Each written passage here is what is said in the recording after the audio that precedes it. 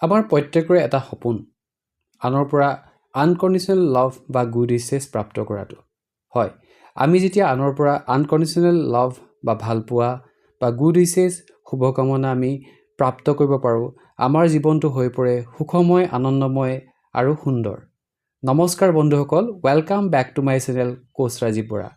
আজি মই যিটো টপিকৰ ওপৰত আপোনালোকৰ ওচৰত কথা পাতিব আগবাঢ়িছোঁ সেইটো হৈছে মায়ুৰিমা, এটা টেকনিক, এটা symbol of love and good wishes. হয়, এই টেকনিকটো মই শিকিছিলোঁ মোৰ গুৰু নিত্য শান্তি ছাৰৰ পৰা, আৰু মই ভাবিছোঁ আজি এই টেকনিকটোকে মই আপোনালোকৰ ওচৰত শ্বেয়াৰ কৰোঁ। Mayurima, a symbol of unconditional love and good wishes, এক চৰ্তবিহীন ভালপোৱা আৰু শুভকামনাৰ প্ৰতীক।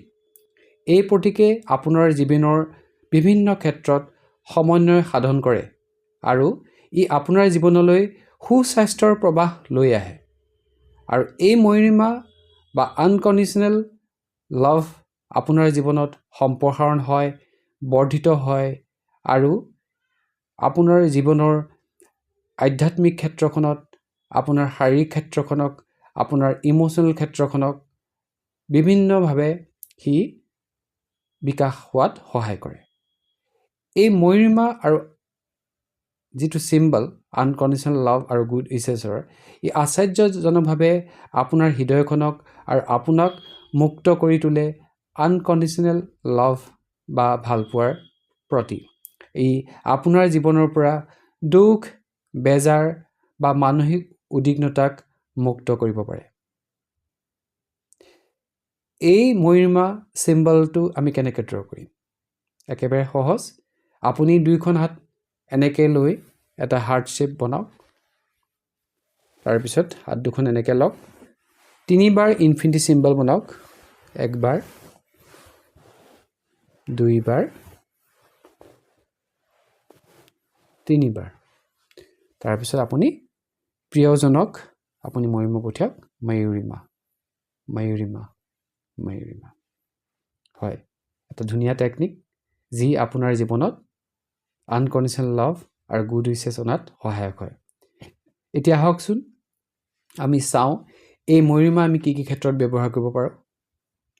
প্ৰথমতে, ৰাতিপুৱা শুই উঠাৰ ঠিক লগে লগে আপুনি এই মায়ুৰিমাক ব্যৱহাৰ কৰিব পাৰে সেই দিনটোত আপুনি লগ পাবলগীয়া সেই ব্যক্তিসকল বা সম্ভাৱ্য সেই ব্যক্তিসকলক যিসকলৰ লগত আপোনাৰ আজি বিভিন্ন ক্ষেত্ৰত মিটিং হ'ব গৈ আছে। তেওঁলোকক আপুনি আগতীয়াকৈ গুড উইচেছ পঠিয়াওক, তেওঁলোকক আপুনি মায়ুৰিমা পঠিয়াওক। এনেকৈ 3বাৰ ড্ৰ কৰি পেলাই তেওঁলোকক মায়ুৰিমা পঠিয়াওক। আৰু ৰাতিপুৱাতে যদি আপুনি 21বাৰ মায়ুৰিমা পঠিয়াব পাৰে, খুব এটা ভাল অভ্যাস। দ্বিতীয়তে, আপুনি যদি কোনোবা অচিনাকি ঠাইলৈ জাৰ্ণি কৰিছে, আপুনি গন্তব্য স্থানত সুৰক্ষিতভাৱে উপনীত হ'বৰ কাৰণে আৰু গন্তব্য স্থানৰ পৰা ঘৰলৈ সুৰক্ষিতভাৱে উভতি আহিবৰ কাৰণে আপুনি মায়ুৰিমা পঠিয়াব পাৰে। তৃতীয়তে, আপুনি কোনোবা নতুন ঠাইলৈ গৈছে, পৰিৱেশটো আপোনাৰ অচিনাকি লাগিছে, সহজ লগা নাই। কোনোবা হোটেলত আপুনি প্ৰথমবাৰ থাকিব গৈছে, পৰিৱেশটো আপোনাৰ ভাল লগা নাই। আপুনি এটা ঘৰুৱা ফিল কৰিবৰ কাৰণে, হোমলি এনভাইৰনমেণ্ট ফিল কৰিবৰ কাৰণে আপুনি সেই ঠাইখনক বা হোটেলটোৰ ৰুমটোক আপুনি মায়ুৰিমা দিব পাৰে।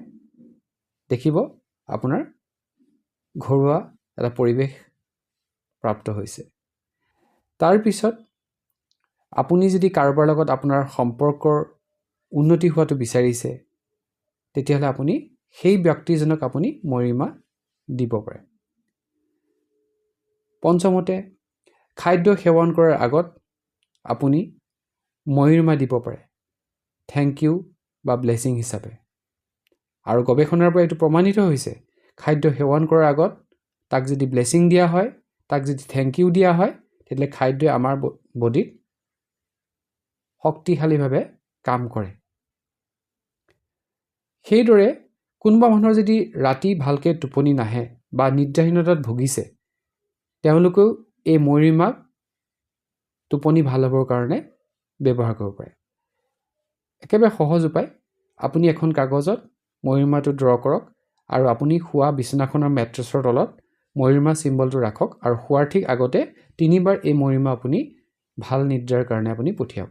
দেখিব আপোনাৰ টোপনি ভাল হৈছে।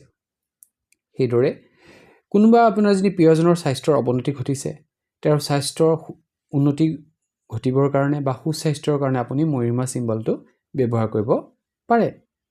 সেইদৰে কোনোবা আপোনাৰ প্ৰিয় ব্যক্তি বা প্ৰিয়জনৰ মনত যদি মানসিক উদ্বিগ্নতা আহিছে, দুশ্চিন্তা আহিছে, তেওঁক মানসিক দুশ্চিন্তাৰ পৰা মুক্ত কৰিবৰ কাৰণে আপুনি এই মৰিমা পঠিয়াব পাৰে। শেষত ৰাস্তাত আপুনি যেতিয়া গাড়ী চলাই আছে বা আপুনি ড্ৰাইভিং কৰি আছে, বিপৰীত দিশৰ পৰা কিছুমান ড্ৰাইভাৰে ৰাফকৈ গাড়ী চলাই আহে মানসিক উদ্বিগ্নতাত ভুগি, সেই ব্যক্তিসকলৰ মানসিক সুস্থিৰতাৰ কাৰণে আপুনি মৰিমা পঠিয়াব পাৰে। গতিকে বন্ধুসকল, এই মৰিমাৰ যথেষ্টখিনি উপকাৰিতা আছে, যথেষ্টখিনি লাভালাভ আছে। আপুনি ব্যৱহাৰ কৰি চাওক, দেখিব আপোনাৰ জীৱনটো যথেষ্টখিনি সুন্দৰ হৈ পৰিছে। আৰু এই ভিডিঅ'টো যদি আপোনাৰ ভাল লাগিছে, ভিডিঅ'টো লাইক কৰিব, শ্বেয়াৰ কৰিব আৰু মোৰ চেনেলটো ছাবস্ক্ৰাইব কৰিব, যাতে এনেধৰণৰ কিছুমান সৰু সৰু গুৰুত্বপূৰ্ণ কথা মই আপোনালোকৰ ওচৰত শ্বেয়াৰ কৰিব পাৰোঁ। ধন্যবাদ।